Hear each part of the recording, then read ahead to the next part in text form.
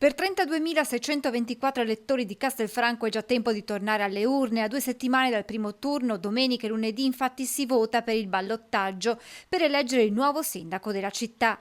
A sfidarsi saranno Luca Pozzobon, che 15 giorni fa aveva ottenuto il 40,50% delle preferenze, e Maria Ghimenton con il 28,09% dei voti. Come è successo al primo turno, le urne saranno aperte domani dalle 7 alle 23 e lunedì dalle 7 alle 15, poi nelle 32 sezioni del comune si inizierà con lo spoglio.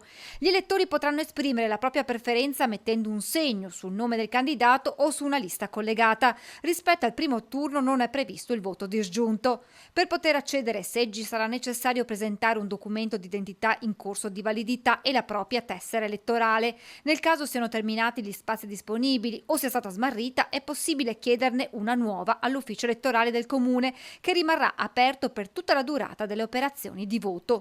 Occhi puntati infine sull'affluenza, solitamente più bassa rispetto al primo turno, quando la percentuale di votanti alle 15 di lunedì si era fermata al 49,32%.